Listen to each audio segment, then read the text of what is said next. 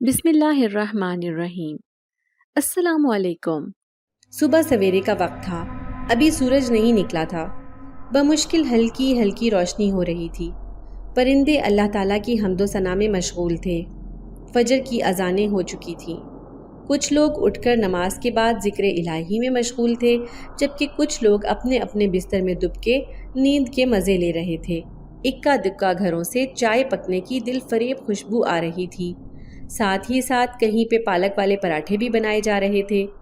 مزیدار پکوانوں کی خوشبو سونگھنے والوں کی بھوک بڑھا رہی تھی۔ ایسے میں وہ انتہائی مشکوک انداز میں چلتی اپنے گھر پہنچنے کی تگ و دو میں تھی۔ اس کے قدم تیز تیز اٹھ رہے تھے۔ کچھ ہی دیر میں لوگ ناشتہ کر کے اپنے اپنے کام دھندے سنبھالنے کے لیے گھروں سے نکل آتے۔ وہ کسی کے بھی باہر آنے سے پہلے پہلے گھر میں داخل ہو جانا چاہتی تھی۔ اس کے چہرے پر پریشانی کے اثرات واضح دکھائی دے رہے تھے۔ وہ بہت شکست خوردہ سی لگ رہی تھی۔ جانے وہ صبح کے اس وقت کہاں سے آ رہی ہے؟ جانے اس کو کیا پریشانی تھی جو اس کے قدموں میں یوں لڑکھڑاہٹ سی تھی؟ اس نے چادر سے اپنا منہ چھپا رکھا تھا اور سب سے چھپتے چھپاتے بس ایک بار اپنے گھر پہنچنا چاہتی تھی۔ جیسے جیسے اجالا پھیل رہا تھا ویسے ویسے اس کی رفتار بھی مزید تیز ہوتی جا رہی تھی۔ وہ کسی کی نظروں میں نہیں آنا چاہتی تھی۔ اس کی آنکھوں سے بہتے آنسو اس کی گالوں کو بھگو رہے تھے۔ اب تو اس کی آنکھیں بھی بے حد سوج گئی تھیں۔ اس کو دیکھ کر ایسا لگ رہا تھا کہ جیسے وہ پوری رات روتی رہی ہو۔ آہ کاش وہ ایسا نہ کرتی تو آج یوں سب سے منہ نہ چھپانا پڑتا۔ وہ بار بار مڑ کر اپنے اطراف میں دیکھتی، جہاں کہیں سے بھی کوئی دکھائی دیتا فوراً چھپ جاتی۔ یوں ہی تقریباً 10 منٹ کے بعد وہ اپنے گھر کے سامنے پہنچ گئی۔ اس نے بے اختیار ایک گہرا سانس اپنے اندر کھینچا۔ اس نے دروازے پر دستک کے لیے ہاتھ بلند کیا، مگر پھر کچھ سوچ کر وہ مڑ کر گھر کی پچھلی طرف آ گئی۔ ان کے گھر کی پچھلی دیوار کے ساتھ ایک درخت تھا۔ وہ درخت ان کی دیوار کے ساتھ اس انداز میں جڑا ہوا تھا کہ اس کی مدد سے کوئی بھی اس پر چڑھ کر اندر باہر آ جا سکتا تھا۔ اس کے کمرے کی کھڑکی اسی درخت کی طرف کھلتی تھی۔ وہ انتہائی چالاکی سے درخت پر چڑھی اور اندر کی طرف کود گئی۔ اس کے بعد اس نے چور نظروں سے چاروں طرف دیکھا اور اٹھ کر اپنے ہاتھ اور کپڑے جھاڑے اور انتہائی محتاط انداز میں قدموں کی آواز پیدا کیے بغیر اپنے کمرے کی کھڑکی کے پاس پہنچ گئی۔ اسے دیکھ کر نہیں لگ رہا تھا کہ وہ پہلی دفعہ ایسے درخت پر چڑھ کر کودی ہے۔ اس کے محتاط انداز کو دیکھ کر ایسے لگ رہا تھا جیسے وہ اس کام میں ماہر ہو۔ اس نے کمرے کی کھڑکی پر دباؤ ڈالا تو وہ کھلتی چلی گئی۔ اس نے شکر کیا اور اپنے کمرے کے دروازے کی جانب دیکھا جو بند تھا۔ اس نے ایک پرسکون سانس لی اور کھڑکی پر چڑھ کر کمرے کے اندر داخل ہو گئی۔ جیسے ہی وہ کمرے میں داخل ہوئی اس کے پیروں تلے سے زمین نکل گئی۔ اس نے کبوتر کی طرح اپنی آنکھیں میچ لیں۔ اس کے کانوں میں ایک چنگھاڑتی ہوئی آواز پڑی، آئیے آئیے، رک کیوں گئی؟ اس نے زبردستی اپنے چہرے کے تاثرات نارمل کیے۔ وہ کیوں بھول گئی تھی کہ اس کے گھر میں ایک اور عورت بھی رہتی ہے جو چالاکی اور مکاری میں اس سے بھی 2 ہاتھ آگے ہے۔ سامنے بھابھی کھڑی اسے کڑے چتونوں سے گھور رہی تھی۔ وہ اسے آنکھوں ہی آنکھوں سے کچا چبا جانے کا ارادہ رکھتی تھی۔ اس نے بمشکل اپنا تھوک نگلا اور ماتھے پہ آئے پسینے کو صاف کیا۔ ڈر کی وجہ سے اس کی ٹانگیں کانپنا شروع ہو گئی تھیں۔ اب جو اس کے ساتھ ہونا تھا یہ سوچ کر ہی اس کا دل لرز اٹھا تھا۔ بھابھی ایک دم چیل کی طرح اس پر جھپٹی اور پے در پے کئی تھپڑ اس کے گال پر جڑ دیے۔ وہ ایک دم لڑکھڑا کر رہ گئی۔ تھپڑوں کی شدت اتنی زیادہ تھی کہ اسے یک دم اپنا گال سنسناتا ہوا محسوس ہوا۔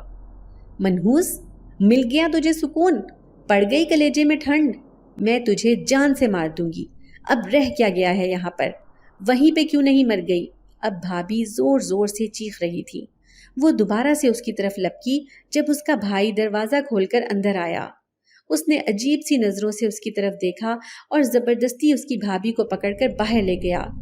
بھابھی کسی صورت باہر جانے کو تیار نہیں تھی۔ وہ اس کے بھائی کے ساتھ گھسٹتی چلی جا رہی تھی۔ ان کے جاتے ہی وہ اوندھے منہ بیڈ پر گری اور پھوٹ پھوٹ کر رو دی۔ کیا قسمت پائی تھی اس نے؟ کیا اس کے نصیب میں کوئی خوشی نہیں تھی؟ اس کے نصیب میں ساری زندگی بھابھی کے ہاتھوں ذلیل ہونا ہی لکھا تھا۔ جون کی چلچلاتی دوپہر میں وہ واشنگ مشین لگائے کپڑے دھو رہی تھی۔ اس نے دوپٹہ بے ہنگم انداز میں اپنے کمر پر باندھا ہوا تھا۔ بالوں کی لٹیں بار بار جوڑے سے نکل کر چہرے پر آ رہی تھیں۔ گرمی اپنے عروج پر تھی، اس کا چہرہ گرمی کی شدت سے لال ہو رہا تھا۔ وہ بار بار نلکے سے اپنے منہ پر چھینٹے مار رہی تھی، لیکن اب تو حد ہی ہو گئی تھی۔ نلکے سے بھی گرم پانی آ رہا تھا۔ وہ غصے سے کھول اٹھی، جلدی سے جا کر موٹر کا بٹن آن کیا اور کمرے کی طرف جانے لگی۔ اب اس کا ارادہ تھوڑی دیر پنکھے کی ہوا میں بیٹھنے کا تھا۔ وہ ابھی آدھے راستے میں ہی تھی کہ مشین کی گھنٹی بج اٹھی۔ یا وحشت! مجال ہے کہ مجھے 2 پل سکون کے مل سکیں۔ سب نے ہی قسم کھائی ہے مجھے ستانے کی۔ وہ سخت جھنجھلائی ہوئی دوبارہ مشین کی جانب بڑھ گئی۔ مشین سے کپڑے نکال کر ٹب میں ڈالے اور مشین میں اور کپڑے ڈال کر اس کا بٹن گھما دیا۔ اس کو اپنی حالت مشین میں گھومتے کپڑوں کی طرح لگ رہی تھی۔ وہ بھی تو انہی کی طرح گھن چکر بن کر رہ گئی تھی۔ وہ بے دلی سے ٹب میں پڑے کپڑے کھنگالنے لگی۔ نہ جانے اس کی زندگی میں سکھ کب آنے تھے۔ وہ اس وقت کو کوس رہی تھی جب اس نے کالج سے چھٹی کرنے کا سوچا۔ اس کی چھٹی کا وہ ڈائن بھرپور فائدہ اٹھا رہی تھی۔ اسے یہ بات سمجھ میں نہیں آ رہی تھی کہ اس ڈائن کی طبیعت تبھی کیوں خراب ہوتی ہے جب وہ گھر پر ہوتی ہے، آگے پیچھے تو بھلی چنگی ہوتی ہے۔ خیر، اب تو اسے ان سب کی عادت پڑ گئی تھی۔ وہ کپڑے تار پر ڈال ہی رہی تھی جب ٹینکی سے پانی گرنے کی آواز آئی۔ اس نے کوفت سے سر پر ہاتھ مارا اور جا کر موٹر کا بٹن بند کیا۔ کاش کہ ایسا ہو جائے کہ یہ موٹر خود ہی لگ جایا کرے، خود ہی بند ہو جایا کرے۔ موٹر بند کر کے اس نے باقی کپڑے پھیلائے اور مشین کے پاس آ گئی جو ایک بار پھر سے رک چکی تھی۔ اس نے آخری بار کے کپڑے اس میں ڈالے اور شکر کا کلمہ پڑھا کہ چلو جان چھوٹی، لیکن وہ نہیں جانتی تھی کہ اس کی جان اتنی جلدی نہیں چھوٹنے والی۔ اس کی بھابھی کے کمرے کا دروازہ کھلا۔ اگلے ہی لمحے بھابھی ہاتھوں میں پردے، بیڈ شیٹس اور صوفے کے کور لیے نمودار ہوئیں اور لا کر مشین کے پاس پھینک کر بولی، یہ ان کو بھی دھو دینا۔ اس نے ایک نظر بھابھی کو دیکھا اور پھر ان کپڑوں کو جو معمولی سے بھی میلے نہیں تھے۔ وہ ابھی مزید 1 مہینہ بھی نہ دھوئے جاتے تو پھر بھی چل جاتے۔ جان گئی کہ بھابھی جان بوجھ کر اس کا کام بڑھانا چاہتی ہیں۔ اس نے کپڑے اٹھا کر ایک طرف رکھے اور ایک دم جلال میں آ گئی اور بولی، میں نے جو دھونے تھے دھو لیے ہیں، اب آپ جانیں اور آپ کے کپڑے۔ اب تو ماشاءاللہ سے آپ کی طبیعت بھی ٹھیک ہو گئی ہے۔ کہتے ساتھ ہی اس نے مشین سے کپڑے نکالے اور ساتھ ہی ساتھ جان بوجھ کر پائپ بھی کھول دیا۔ کپڑے کھنگال کر تار پر ڈالے اور یہ جا وہ جا۔ پیچھے بھابھی نے ایک قہر بھری نظر اس کی پشت پر ڈالی اور نفرت سے پھنکاری، تیرا تو کچھ کرنا ہی پڑے گا۔ بہت ناچ لیا تو نے میرے سر پر، اب تجھے تگنی کا ناچنا نچایا تو میرا نام بدل دینا۔ بھابھی کا ارادہ اسی طرح کپڑے واپس لے جانے کا تھا، کیونکہ بات تو یہی سچ تھی کہ وہ یہ سب کچھ صرف اسے تاؤ چڑھانے کے لیے لے کر آئی تھی۔ اس نے کپڑے اٹھانے چاہے، لیکن اگلے ہی پل بھابھی اونچی آواز میں اسے کوسنا شروع ہو چکی تھی۔ مشین سے نکلنے والے میلے پانی سے کپڑے گیلے ہو کر میلے ہو چکے تھے، اب انہیں ہر حال میں دھونا تھا۔ چاروں ناچار بھابھی نے مشین میں سرف اور پانی ڈالا اور مشین لگا دی۔ ساتھ ہی ساتھ اب اس کے چہرے پر ایک شاطر مسکراہٹ بھی تھی، جبکہ دوسری طرف اب وہ کانوں میں ہینڈ فری لگائے موبائل فون پر مصروف ہو گئی۔ کچھ ہی دیر بعد اس کے فون پر ایک نوٹیفیکیشن چمکا۔ اس کی آنکھیں چمک اٹھیں اور چہرے پر ایک دل فریب مسکان آ گئی۔ اس نے باہر کی طرف دیکھا تو بھابھی کپڑے دھونے میں مشغول تھی، ساتھ ہی ساتھ اسے بھی کوس رہی تھی۔ اس نے آگے بڑھ کر جلدی سے دروازہ بند کیا اور موبائل لے کر کمرے کے پچھلے کونے کی طرف بڑھ گئی۔ اسے فون پر مصروف ہوئے 3 گھنٹے سے زیادہ کا وقت ہو چکا تھا۔ وہ آنے والے طوفان سے یکسر انجان تھی۔ اس کی محویت تب ٹوٹی جب اس کے کمرے کا دروازہ زور زور سے بجایا جانے لگا۔ اس نے گھبرا کر فون چھپایا، گھڑی کی طرف نظر پڑی تو 5 بج چکے تھے۔ اس نے کسل مندی سے آنکھیں ملتے ہوئے دروازہ کھول دیا تاکہ آنے والا یہ سمجھ سکے کہ وہ سو رہی تھی۔ اس نے اپنے منہ پر اپنا ہاتھ رکھ کر مصنوعی جمائی روکی اور سامنے دیکھا تو اس کے بھائی کھڑے تھے۔ اس نے فوراً سے دوپٹہ سیدھا کیا اور بولی، بھائی آپ آئیں، اندر آئیں، لیکن اس کے الفاظ منہ میں ہی رہ گئے۔ اس کے بھائی کا بھاری ہاتھ اٹھا اور ایک زناٹے دار تھپڑ اس کے گال کی زینت بن گیا۔ وہ نہ سمجھی سے گال پر ہاتھ رکھے بھائی کو دیکھ رہی تھی، ساتھ ہی ساتھ وہ دل میں خوفزدہ بھی تھی۔ اس نے چاروں جانب نظریں دوڑائیں، اسے بھابھی کہیں بھی نظر نہ آئی۔ اسے بڑی حیرت ہوئی، وہ تو یہ منظر بڑے شوق سے دیکھتی ہیں، لیکن بھائی کے سائڈ پر ہوتے ہی وہ سارا معاملہ سمجھ گئی۔ اس کے ہونٹوں پر ایک طنزیہ مسکراہٹ آئی۔ मजाल है जो भाभी इस पर कोई उधार छोड़ दें। उन्होंने दिन वाली बात का सूद समेत बदला ले लिया था। मशीन जूं की तूं वहाँ दोपहर वाली जगह पर पड़ी थी और उसके साथ ही भाभी भी वहाँ गिरी पड़ी हुई थी। नलका भी खुला हुआ था जिससे पानी बह बहकर पूरे सहन में फैलकर एक तालाब का मंजर पेश कर रहा था। वजह ये थी कि पानी निकलने वाली जाली को ऊपर से ढांप दिया गया था। टैंकी भी खाली हो चुकी थी और भाभी इस पानी के जौहर में लेटी बेहोश होने की पूरी पूरी अदाकारी कर रही थी। वो भाभी की एक्टिंग पर अश अश कर उठी थी। उसने कपड़े न धोए थे, उल्टा सहन को भी स्विमिंग पूल में बदल कर रख दिया था। अब ये सारा रायता उसे ही समेटना था। भाई की घन गरज शुरू हो चुकी थी। तुम्हें शर्म नहीं आती बीमार भाभी से कपड़े धुलवाते हुए? ये नहीं कि उसको कपड़े ना धोने दो या उसकी मदद कर दो, तुम यहाँ मज़े से सो रही हो। वो अपने दिफा में बोली, भाई कपड़े मैंने ही धोए हैं, ये भाभी पता नहीं क्या मेरे सोने के बाद निकाल कर ले आई हैं। उन्होंने मुझे नहीं बताया कि ये भी धोने हैं। उसके भाई ने गुस्से से इसे घूरा। बस कर दो, कितना झूठ बोलोगी। ये सारी कपड़ों से भरी हुई रस्सियाँ इस बात की गवाह हैं कि वो बेचारी पता नहीं कब से लगी हुई है इस गर्मी में।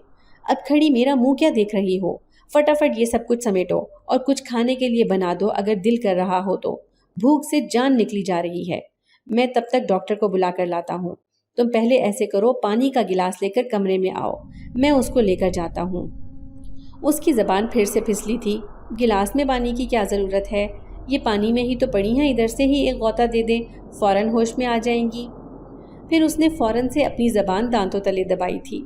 उसके भाई ने गुस्से से उसकी तरफ देखा और कहा, ज़्यादा बकवास करने की ज़रूरत नहीं है, जितना कह रहा हूँ उतना करो।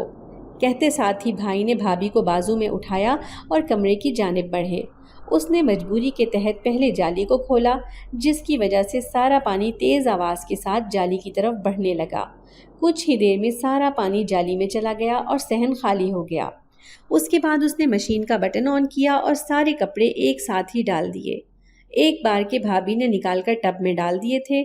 उसके बाद उसने सूखे हुए कपड़े उतारे और एक पूरी नज़र गीले सहन पर डाली। अब इस इतने बड़े सहन में वाइपर भी लगाना था जिससे उसकी जान जाती थी। वो एक दफ़ा फिर भाभी को दाद देने पर मजबूर हो गई। भाभी ने एक तीर से एक साथ कई शिकार कर लिए थे। इससे सारे कपड़ों के साथ साथ एक्स्ट्रा कपड़े भी धुलवा लिए, मैदान जितना सहन भी धुलवा लिया जिसे वो खुद महीने में सिर्फ 2 ही बार धोती थी, और साथ ही साथ रात का खाना भी उसके सर पर डाल दिया और भाई से बेइज्जती अलहदा से करवा दी। वाह भाई वाह, इसकी अम्मा भी इसके लिए क्या पहुंची हुई भाभी चुनकर गई थी। उसने खुद ही मशीन का बटन बंद कर दिया कि अब कौन आधा घंटा इन धुले हुए कपड़ों को घुमाता रहे। कपड़े निकाल कर रस्सी पर डाले और मशीन का पलक उतारकर उसे घसीटती हुई जाली के करीब ले गई। वहां जाकर उसने पाइप निकालकर उसे धोने के बाद साफ करके उसकी मखसूस जगह ले जाकर उस पर कपड़ा डाल दिया। फिर भाभी को दिल ही दिल में कई अलकाबात से नवाजते हुए वाइपर पकड़ा और जल्दी जल्दी सहन में लगाने लग गई। कुछ देर बाद दरवाजे पर दस्तक हुई तो वो दरवाजे की जानिब लपकी, लेकिन उससे पहले ही उसके भाई ने उसे चाय का ऑर्डर देकर किचन में भेज दिया। दरवाजे पर डॉक्टर साहब थे। वो भाई की तकलीद में चलते हुए उनके कमरे में चले गए। पीछे उसे अनजानी सी खुशी महसूस हुई। अब आएगा मज़ा जब भाभी का पोल खुलेगा। उसने चाय तैयार की और खूबसूरत कपों में डालकर उन्हें नफासत से ट्रे में सजाया और कमरे की जानिब बढ़ गई। जैसे ही वो दरवाजे के करीब पहुंची, अंदर से आने वाली आवाज़ों ने उसके जलते दिल पर जैसे ठंडी फुहार डाल दी हो। डॉक्टर भाई से कह रहे थे, बज़ाहिर इनके बेहोश होने की वजह नज़र नहीं आ रही, बीपी शुगर सब नॉर्मल है और टेम्परेचर भी नहीं है। बाकी जैसा आपने बताया है तो हो सकता है ज़्यादा देर धूप में काम करने की वजह से बेहोश हो गई हो।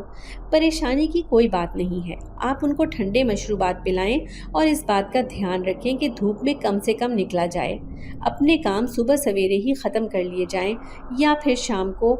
फिर डॉक्टर साहब ने मुस्कुराते हुए कहा, हमारी बेगमात सारी ही एक जैसी हैं, दिन चढ़े नींद से जागती हैं और फिर धूप में काम करती हैं, फिर बेहोश तो होना ही है। आप भी जानते हैं गर्मी की शिद्दत कितनी ज़्यादा है। भाई ने उनकी बात पर सर हिलाया। उसने दरवाजे पर दस्तक दी तो भाई उसके हाथ से ट्रे ले गए और वो वहीं से वापस हो गई। अब अंदर जाने का उसका कोई मूड नहीं था। जो वो सुनना चाहती थी वो सुन चुकी थी। वो किचन में आई और रात का खाना बनाने में मगन हो गई। کچھ ہی دیر میں ڈاکٹر صاحب واپس چلے گئے۔ بھائی کچن میں آئے تو اس نے انہیں اور چائے نکال کر دی، ساتھ ہی بسکٹ اور چائے کیک نکال کر دیا کہ جب تک کھانا نہیں بن جاتا ان کا تھوڑا گزارا ہو جائے۔ بھائی وہیں کرسی پر بیٹھ کر چائے پینے لگے اور ساتھ ہی نیا حکم نامہ جاری کیا کہ اپنی بھابھی کے لیے یخنی بنا دینا۔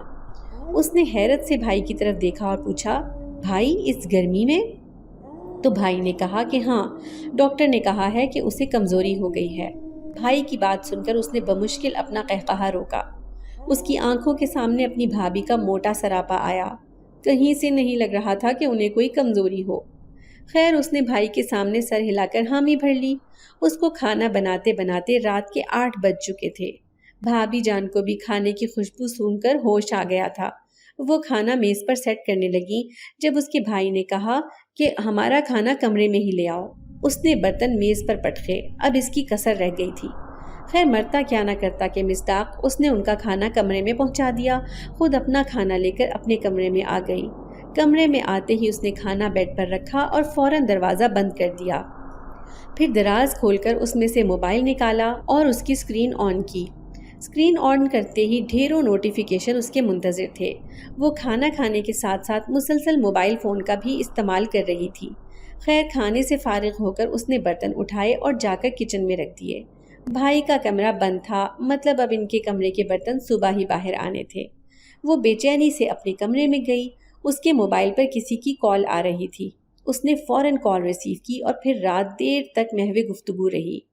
صبح وہ جلدی سے اٹھی، اپنا ناشتہ بنا کر کیا اور کالج کے لیے نکل گئی۔ آج وہ گھر پر رکنے کی غلطی نہیں کر سکتی تھی، اس لیے بھائی اور بھابھی کے اٹھنے سے پہلے ہی گھر سے نکل گئی۔ جب اس کی بھابھی اٹھی تو نئے سرے سے اس کے بھائی کے کان بھرنے لگی۔ پتہ نہیں یہ آدھا دن تک وہاں کیا کرتی رہتی ہے، تمیز تو اس کو چھو کر نہیں گزری، نہ ہی اسے کسی کا لحاظ ہے، فضول میں آپ کی محنت کی کمائی ضائع کر رہی ہے۔ میں تو کہتی ہوں کوئی رشتہ ڈھونڈیں اور اس کی شادی کریں، اس سے پہلے کہ یہ کوئی اور چاند چڑھائے۔ بھائی کچھ دیر کچھ سوچتے رہے، پھر بھابھی کو بولے کہ تم صحیح کہہ رہی ہو، تم ایسا کرو کسی رشتے والی سے بات کرو اور کوئی اچھا سا رشتہ فائنل کر کے مجھے بھی بتاؤ۔ بھابھی کے چہرے پہ خوشی چھا گئی اور من میں لڈو پھوٹنے لگے۔ اب اس چڑیل سے جان چھوٹے گی تو میری بھی زندگی سکون میں آئے گی۔ بہت اڑ لیا تو نے، اب دیکھ کیسے تیرے پر کاٹتی ہوں، پر کٹی کبوتری۔ وہ خیالوں ہی خیالوں میں اس سے مخاطب تھی۔ پھر کچھ سوچ کر اس نے اپنا فون اٹھایا اور کسی کو کال ملا دی۔ اس سے بات کرنے کے بعد بھابھی کے چہرے پر ایک عجیب سی پراسرار مسکان تھی۔ جانے اب وہ کیا کرنے جا رہی تھی، اس کے ارادے ٹھیک نہیں لگ رہے تھے۔ میرا نام فرحت ہے اور میرا تعلق ڈیرہ غازی خان سے ہے۔ میری عمر 27 سال ہے۔ یہ اس وقت کی بات ہے جب میں 16 سال کی تھی۔ میں اپنی ماں اور بھائی کے ساتھ رہتی تھی۔ ہمارا گھر بہت بڑا اور خوبصورت ہے۔ یہ ایک سنگل سٹوری گھر ہے جس میں کل 5 کمرے ہیں، 3 ایک لائن میں اور 2 ایک طرف بنے ہوئے ہیں، جبکہ دوسری طرف کچن اور ساتھ کھانے کا کمرہ ہے۔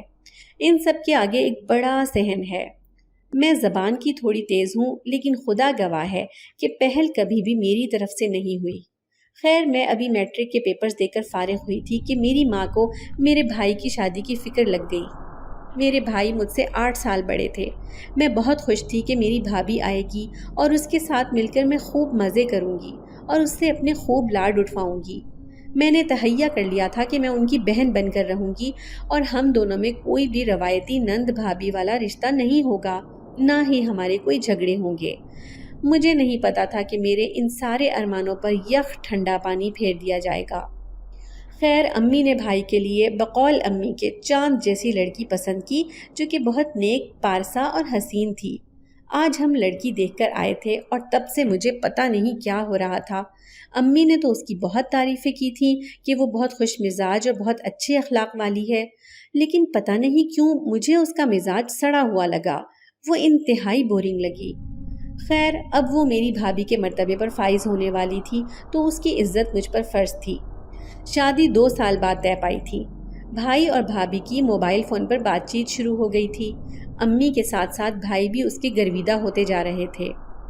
خیر میں نے بھی کالج میں اپنا داخلہ کرایا اور اپنی زندگی میں مگن ہو گئی۔ ہونے والی بھابھی ہمارے خاندان ہی کی تھی۔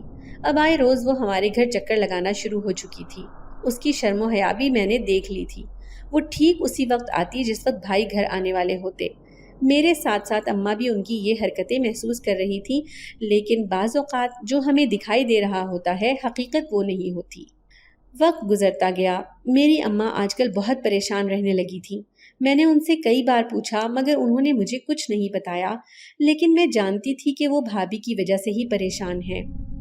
ایک دن میں کالج سے گھر آئی تو گھر پر خاصی چہل پہل ہو رہی تھی۔ میں نے اماں سے پوچھا تو اماں نے کہا، تمہارے بھائی کی تاریخ پکی کر آئی ہوں، 1 مہینے بعد تمہارے بھائی کی شادی ہے۔ تو میں حیران رہ گئی۔ میں نے اماں سے پوچھا، لیکن اس میں تو ابھی سال پڑا ہے۔ تو اماں نے مجھے جھڑک اور کہا کہ تم بڑوں کے معاملے میں دخل اندازی نہ کرو۔ میں منہ بسور کر کمرے میں چلی گئی۔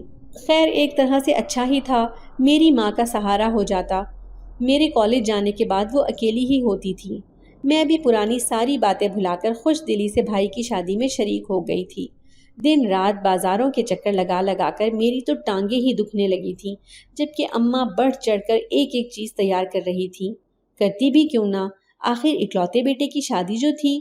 لیکن میں نے ایک بات محسوس کی تھی کہ اماں اندر ہی اندر کسی بات کو لے کر پریشان تھی۔ کوئی تو ایسا غم تھا جو انہیں اندر ہی اندر کھائے جا رہا تھا۔ ان کا چہرہ روز بروز زرد پڑتا جا رہا تھا۔ خیر اللہ اللہ کر کے شادی کا دن آن پہنچا اور شانزہ بھابھی رخصت ہو کر ہمارے گھر آ گئی۔ میں نے پورے جوش و خروش سے ان کی ساری رسمیں کی، لیکن ان کا چہرہ آج بھی بالکل سپاٹ تھا۔ لگتا ہی نہیں تھا کہ وہ کبھی مسکرائی ہوں۔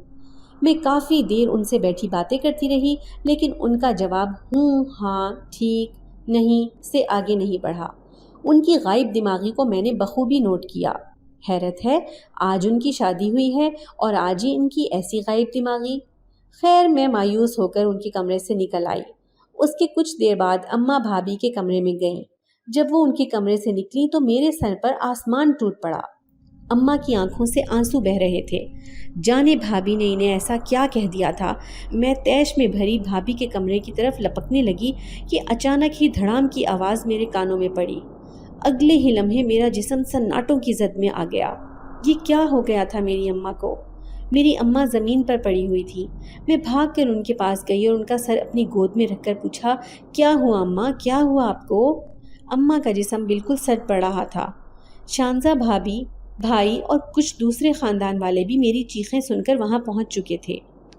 اماں کچھ کہنے کی کوشش کر رہی تھیں۔ میں نے کان لگایا تو وہ کہہ رہی تھیں، فرحت، وہ شانزہ بہت۔ اس کے ساتھ ہی اماں کا ہاتھ میرے ہاتھ سے نکل کر بے جان ہو کر زمین پر پڑا۔ ان کی آنکھیں شانزہ بھابھی پر تھیں۔ اسی وقت مجھے پتہ چل گیا کہ میری ماں کے موت کے پیچھے شانزہ کا ہاتھ ہے۔ ضرور اس نے ہی کچھ کہا ہوگا جو میری ماں برداشت نہ کر پائی اور اس دنیا سے رخصت ہو گئی۔ میرے اندر نفرت کی ایک شدید لہر دوڑ گئی۔ بھائی نے ڈاکٹر کو بلایا لیکن بہت دیر ہو چکی تھی۔ میں فوراً سے شانزہ بھابھی کی طرف بڑھی۔ وہ اس وقت دلہن کے لباس میں مجھے زہر لگ رہی تھی۔ میں اس کے سامنے جا کھڑی ہوئی اور اس سے پوچھا، آخر کیا دشمنی تھی تمہاری میری ماں کے ساتھ کہ اس گھر میں آتے ہی ان کا پتہ کاٹ دیا؟ کیا کہا ہے تم نے ان کو؟ بھابھی ناسمجھی سے میری طرف دیکھنے لگی۔ میں پھر سے بولی، بند کریں اپنے یہ مگرمچھ کے آنسو۔ آپ تو خوش ہو جائیں کہ ساس سے آپ کی جان چھوٹ گئی۔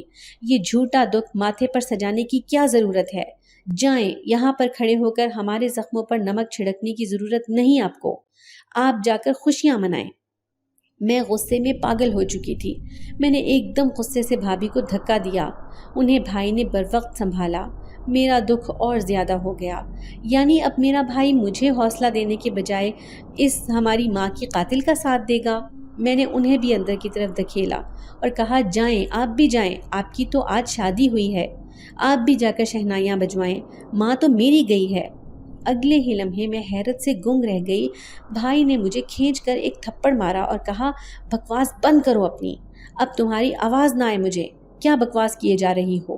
کچھ پتہ بھی ہے تمہیں؟ کیوں بلا وجہ کا تماشا کیے جا رہی ہو؟ ماں کی میت پڑی ہے، کچھ تو خیال کرو، ہمیں اپنی ماں کا غم منانے دو۔ تمہیں یہی سب کرنا ہے تو مہربانی کر کے اپنے کمرے میں چلی جاؤ۔ ان کا لہجہ آج پہلی بار میرے ساتھ سخت ہوا تھا اور یہ پہلی ہی دفعہ تھی جب انہوں نے مجھ پر ہاتھ اٹھایا۔ مجھے آج اپنی حیثیت پتہ چل گئی تھی۔ پہلے تو میں آدھی یتیم تھی، لیکن میرے سر پر میری ماں تھی جس نے مجھے ماں اور باپ دونوں کا پیار دیا۔ اس کے بعد میرا بھائی بھی تھا جس نے کبھی میری آنکھوں میں آنسو نہیں آنے دیا۔ آج اسے میری آنکھوں سے بہتی آنسو کی لڑیاں دکھائی نہیں دے رہی تھیں۔ وہ اس وقت بالکل بے حس بنا ہوا تھا۔ ہاں، اب وہ میرا بھائی تو نہیں رہا تھا، وہ تو اب کسی کا شوہر، کسی کا محبوب بن چکا تھا۔ میں بے دم ہو کر اماں کی چارپائی کے پاس گھٹنوں کے بل بیٹھی تھی۔ اس وقت میرے اندر کوئی جذبہ نہیں تھا، نہ محبت، نہ نفرت، نہ اور کوئی جذبہ۔ میرے آنسو اچانک ہی خشک ہو چکے تھے۔ وہ پوری رات میں تقریباً ساکت ہی رہی۔ صبح کب میری اماں کا جنازہ اٹھا، کب ان کی تدفین ہوئی، مجھے کوئی ہوش نہیں تھا۔ مجھے میری خالہ نے لے جا کر میرے کمرے میں چھوڑا، تب مجھے ہوش آیا۔ میں فوراً باہر کی طرف بھاگی، لیکن وہاں نہ میری ماں تھی نہ میت۔ کچھ دن تک ہمارے گھر میں مہمانوں کا خوب آنا جانا لگا رہا۔ میں اپنے کمرے تک ہی محدود ہو کر رہ گئی تھی۔ مجھے کسی چیز کا کوئی ہوش نہیں تھا۔ میں شانزہ بابی کی شکل بھی نہیں دیکھنا چاہتی تھی۔ سارے مہمانوں کو وہی دیکھ رہی تھی۔ دن گزرتے رہے اور آج میری ماں کا 40واں ہو گیا۔ میں نے کالج جانا شروع کر دیا تھا، کیونکہ اگر میں گھر میں رہتی تو پھر میری شانزہ بھابی سے لڑائی ہو جاتی۔ میں تو ان کی شکل بھی نہیں دیکھنا چاہتی تھی۔ ان کی شکل دیکھ کر میری آنکھوں کے سامنے میری ماں کا روتا ہوا چہرہ آ جاتا تھا۔ اس لیے میں صبح سویرے اٹھ کر کالج چلی جاتی اور واپس آ کر اپنے کمرے میں بند ہو جاتی۔ وہاں بھابھی کھانا لے کر آ جاتی۔ انہوں نے مجھ سے بہت دفعہ بات کرنے کی کوشش کی، لیکن پھر میرے منہ نہ لگنے پر آہستہ آہستہ انہوں نے بھی مجھے میرے حال پر چھوڑ دیا۔ بھائی بھی مجھ سے اب بات نہیں کر رہے تھے۔ بس کام کے وقت ہی میں سامنے ہوتی تو مخاطب کر لیتے، لیکن اس کے علاوہ انہوں نے بھی مجھے مخاطب کرنا چھوڑ دیا، اور مجھے بھی اس سے کوئی فرق نہیں پڑتا تھا، کیونکہ وہ میرا بھائی تو رہا ہی نہیں تھا۔ وہ تو اب ایک شادی شدہ مرد تھا جسے بیوی کے علاوہ کسی کی کوئی پرواہ نہیں تھی۔ وہ یہ بات یکسر بھول گیا تھا کہ اس کی کوئی بہن بھی ہے اس گھر میں جو اس کی ذمہ داری ہے۔ خیر، مجھے کسی سے کوئی شکوہ نہیں تھا۔ میں اپنی دنیا میں مگن ہو گئی تھی، لیکن میں نہیں جانتی تھی کہ جو میں کر رہی ہوں اس کی مجھے کتنی بھاری قیمت چکانی پڑے گی۔ کاش میرا کوئی اپنا ہوتا جو مجھے سمجھتا یا روکتا، تو ہو سکتا ہے کہ میں رک جاتی، لیکن میرا تو کوئی تھا ہی نہیں۔ میں کس سے اپنے دل کی بات کرتی؟ کون تھا جو مجھے سنتا یا مجھے سمجھتا؟ اب تو شانزہ بھابھی نے بھی اپنے رنگ ڈھنگ دکھانا شروع کر دیے تھے۔ وہ میرے ہر کام اور میری ہر بات میں اپنی ٹانگ اڑانا ضروری سمجھتی تھی، اور اس کے بعد میرے بھائی کو میرے ہی خلاف کرتی جا رہی تھی۔ میرا بھائی بالکل ہی مجھ سے بدظن ہو گیا تھا۔ وہ جان بوجھ کر ایسی ایسی حرکتیں کرتی کہ جس سے مجھے تاؤ آتا اور میں اس کے سامنے بول پڑتی۔ وہ بھی اس وقت میرا پورا مقابلہ کرتی، پھر بھائی کے آتے ہی معصوم بن جاتی اور سارا الزام مجھ پر ڈال کر ہم بھائی بہن کو لڑتے دیکھ کر خوش ہوتی رہتی۔ مجھے یقین نہیں آ رہا تھا کہ یہ وہی بھابھی ہے جو ہمیشہ معصوم بنی رہتی تھی۔ مجھے ابھی کچھ دن پہلے کی بات یاد آ رہی تھی جس میں وہ کہہ رہی تھی کہ فرحت، تم میری بہنوں جیسی ہو، بلکہ میری ہی بہن ہو، تم پلیز ایسا نہ کرو، جو تم کر رہی ہو وہ غلط ہے۔ لیکن بھابھی کی ضد میں آ کر میں اور بھی چڑ گئی۔ شکر تھا کہ میں نے ان کی باتوں پر یقین نہیں کیا، ورنہ آج ان کے ایسے انداز اور اطوار دیکھ کر میرا دل پھر سے ٹوٹ جاتا۔ ہمارے گھر میں بھی روایتی نند اور بھابھی کے جھگڑے شروع ہو چکے تھے۔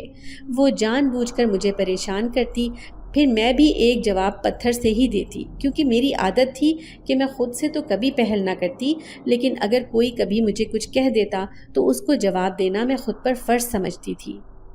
یوں ہی دن گزرتے گزرتے میری ماں کو مرے آج 5 سال ہو گئے تھے۔ میرا بھی کالج میں یہ لاسٹ ہی ایئر تھا۔ اس کے بعد میں بھی پڑھائی سے فارغ ہو جاتی۔ آج جب میں کالج سے گھر واپس آئی تو دیکھا کہ گھر میں بھابھی کا کزن آیا ہوا تھا۔ بھابھی کا یہ کزن مجھے بہت عجیب لگتا تھا۔ یہ مجھے بہت عجیب نظروں سے دیکھتا۔ میں اتنی ناسمجھ تو نہیں تھی کہ اس کی نظروں میں موجود تقاضوں کو نہ سمجھ سکوں، لیکن مجھے بھابھی سے جڑے ہر شخص سے جیسے خدا واسطے کا بیر تھا۔ میں نے اسے سلام کرنا بھی ضروری نہ سمجھا اور سر جھٹک کر اپنے کمرے میں آ گئی اور بولا کہ کتنا عجیب بندہ ہے۔ کتنی دفعہ میں اس کو ذلیل کر چکی ہوں، لیکن یہ ہر بار محبت کا راگ الاپتے ہوئے آ جاتا ہے۔ بندے میں کوئی سیلف ریسپیکٹ نام کی چیز ہے کہ نہیں؟ مجھے کمرے میں بیٹھے ابھی تھوڑی ہی دیر ہوئی تھی جب کمرے کے دروازے پر دستک ہوئی۔ میں نے دیکھا تو وہی کھڑا تھا۔ اس نے کہا کہ میں ضروری بات کرنا چاہتا ہوں۔ میں جانتی تھی کہ اس کی ضروری بات کیا ہے، خیر پھر بھی میں نے اسے کمرے میں آنے کی اجازت دے دی۔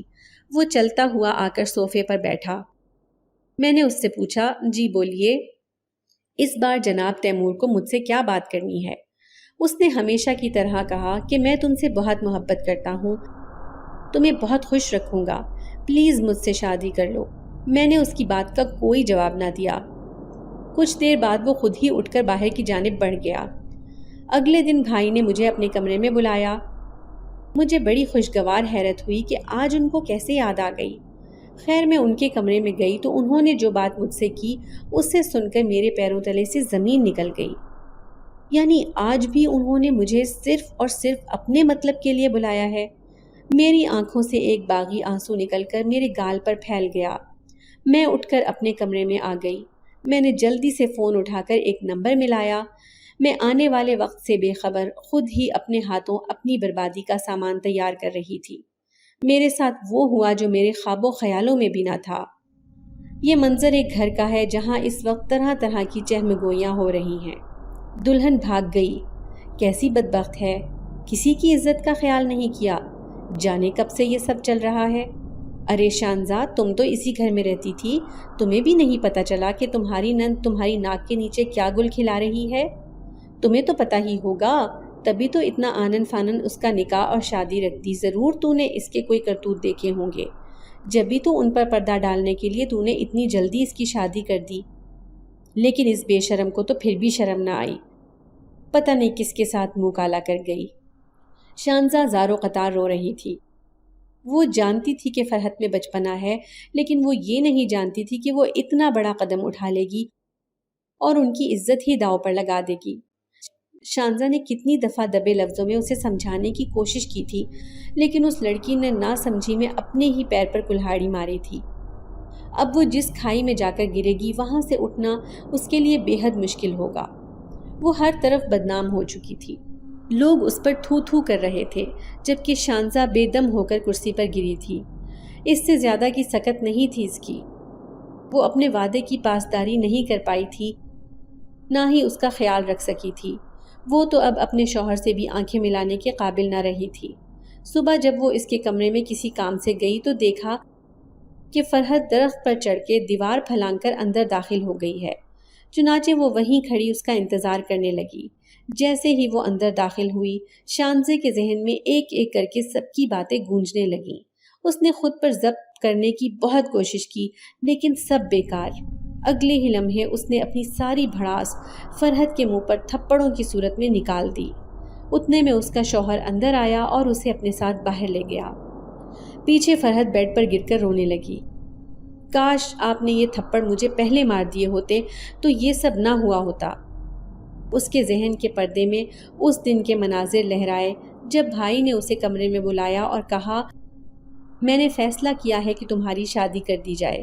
تیمور اچھا لڑکا ہے، بزنس مین ہے، تم سے محبت کرتا ہے، تمہیں کسی چیز کی کمی نہیں ہونے دے گا، تم بہت خوش رہو گی۔ ہم نے ڈیٹ فائنل کر دی ہے، اگلے ہفتے تمہاری شادی ہے۔ تمہیں جو بھی تیاریاں کرنی ہوئیں پیسے مجھ سے لے لینا اور جا کے جو جو چیز چاہیے وہ لے کر آنا۔ اگر شانزا کو ساتھ لے جانا چاہتی ہو تو پھر بھی تمہاری مرضی۔ میرا وجود سناٹوں کی زد میں آ گیا۔ میں بھاگ کر اپنے کمرے میں آئی اور فون اٹھا کر پرویز کو کال ملائی۔ پرویز میرا بوائے فرینڈ تھا۔ ہم دونوں ایک دوسرے سے محبت کرتے تھے اور پچھلے 2 سال سے رابطے میں تھے۔ میں نے پرویز کو فون کر کے ساری بات بتا دی۔ اس نے کہا، اب اگر ایسے حالات میں رشتہ بھیجوں گا تو تمہارے بھائی بھابھی کبھی نہیں مانیں گے۔ اب ہمارے پاس ایک ہی رستہ ہے، تم اپنے گھر سے بھاگ کر میرے گھر آ جاؤ۔ میں نے گھر میں سب کو تمہارے بارے میں بتایا ہوا ہے، سب تم سے بہت پیار کرتے ہیں۔ اس نے محبت کا ایسا جال بچھایا کہ میں اس میں پھنستی چلی گئی۔ میری آنکھوں پر اس وقت محبت کی پٹی بندھی ہوئی تھی۔ مجھے صرف وہی نظر آ رہا تھا جو پرویز مجھے دکھا رہا تھا۔ میں اسی کے کہنے پر بظاہر شادی کی ساری تیاریوں میں مصروف تھی اور ہر روز بھائی سے ایک بھاری رقم لے کر جمع کرتی جا رہی تھی۔ پرویز کا کہنا تھا کہ مجھے کسی کو بھی ذرا بھی شک نہیں ہونے دینا، سو میں خوشی خوشی وہ سب کچھ کر رہی تھی جو بھابھی اور بھائی چاہ رہے تھے۔ میں مہندی والے دن بھی وہیں موجود رہی اور اگلے دن 4 بجے جب میں پارلر جانے لگی تو اپنا اور امی کا تمام زیور اور بھائی سے لی گئی اچھی خاصی رقم اپنے پرس میں ڈال لی اور ایک الوداعی نظر اپنے گھر پر ڈال کر وہاں سے نکل گئی۔ میری پارلر سے واپسی 7 بجے ہونی تھی اور 8 بجے نکاح۔ میں پارلر گئی اور تیار ہوئی۔ میرے ساتھ میری ایک کزن گئی تھی۔ میں نے بڑی آسانی سے اسے چکما دیا اور پرویز کے ساتھ بھاگ گئی۔ پرویز مجھے لے کر ایک بس اسٹاپ پر چلا گیا۔ میں نے اس سے پوچھا کہ یہاں کیوں؟ اس نے کہا میں تمہیں شہر والے بنگلے پر لے کر جانا چاہتا ہوں۔ میں خوشی سے نہال ہو گئی۔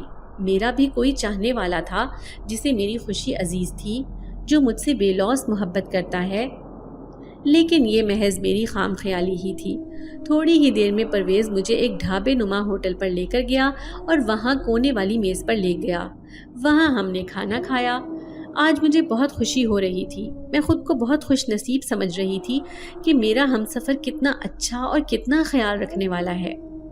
کھانا کھاتے ہی اچانک مجھے نیند آ گئی۔ میں نے اپنی جماہیاں روکنے کی بے حد کوشش کی۔ اتنی نیند کیوں آ رہی تھی مجھے، میں وجہ سمجھ نہیں پائی، جبکہ پرویز سامنے بیٹھا مجھے معنی خیز نظروں سے دیکھ رہا تھا۔ آخری منظر جو میں نے دیکھا وہ یہ تھا کہ پرویز فکر مندی سے میری طرف بڑھ رہا تھا۔ اس کے ساتھ ہی میرے ذہن پر تاریکی چھا گئی۔ جب میں بیدار ہوئی تو میرے کانوں میں اذانوں کی آواز پڑ رہی تھی۔ میں نے حیرت سے ادھر ادھر دیکھا تو سر پر 7 آسمان ایک ساتھ ٹوٹ پڑے۔ طوفان آ کر گزر گیا تھا اور اپنی زد میں میرا سب کچھ بہا کر لے گیا تھا۔ میں رات والی جگہ پر ہی بیٹھی ہوئی تھی اور میرے آس پاس کوئی نہ تھا، نہ پرویز نہ ہی کوئی اور۔ میں نے ادھر ادھر دیکھا تو ہلکی ہلکی روشنی ہو رہی تھی، مطلب صبح ہو چکی تھی اور یہ فجر کی اذانیں تھیں۔ لیکن پرویز کہاں گیا؟ ابھی تک مجھے گھر کیوں نہیں لے کر گیا؟ میں نے اسے ایک بار پھر سے اس کی تلاش میں چاروں طرف نظریں دوڑائیں، مگر وہ ہوتا تو دکھتا۔ مجھے اپنے فون کا خیال آیا اور میں نے اپنا بیگ ٹٹولا، لیکن مجھے یہاں بھی ایک اور بڑا دھچکا لگا۔ میرا بیگ، موبائل، جیولری، کیش، سب کچھ غائب تھا۔ تو اس سب کا کیا مطلب تھا کہ پرویز نے مجھے بیوقوف بنایا؟ میں بری طرح سے لٹ چکی تھی۔ اس سے پہلے کہ مزید روشنی پھیلتی، میں نے جلد از جلد گھر جانے کا فیصلہ کیا اور اگلے ہی لمحے چادر کو خود پر اچھی طرح اوڑھ کر وہاں سے نکل آئی۔ یہ شکر تھا کہ مجھے راستے کا علم تھا۔ میں چونک کر ہوش میں آئی اور کمرہ کھول کر باہر کی طرف بڑھ گئی۔ میں بھائی سے معافی مانگنا چاہتی تھی۔ اس سے پہلے کہ میں اندر داخل ہوتی، اندر سے آنے والی آوازوں نے میرے قدم وہاں ہی ساکت کر دیے۔ بھابھی بھائی سے کہہ رہی تھی، مجھے معاف کر دیں، میں امی سے کیا وعدہ پورا نہیں کر پائی۔ امی نے آخری وقت میں مجھ سے وعدہ لیا تھا کہ ان کی بیٹی کا خیال رکھوں، لیکن میں ناکام ہوئی۔ وہ یہ سمجھ رہی ہے کہ امی میری وجہ سے مری ہیں، جبکہ اصل بات تو یہ ہے کہ امی کی موت کینسر کی وجہ سے ہوئی ہے۔ میں حیرت سے گنگ رہ گئی۔